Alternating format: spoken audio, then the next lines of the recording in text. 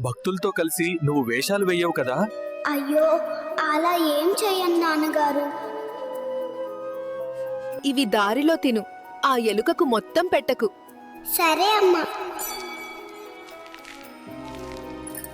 అల్లుడు, నిన్ను ఇబ్బంది పెట్టిన వాళ్ళ లిస్ట్ రెడీ చెయ్యి, చెప్తా. పర్లేదు మామయ్య, నేను చూసుకుంటాను. నాన్న, ఇదిగో, ఇవి దారి ఖర్చులకి ఉంచుకో. సరే అత్తయ్య.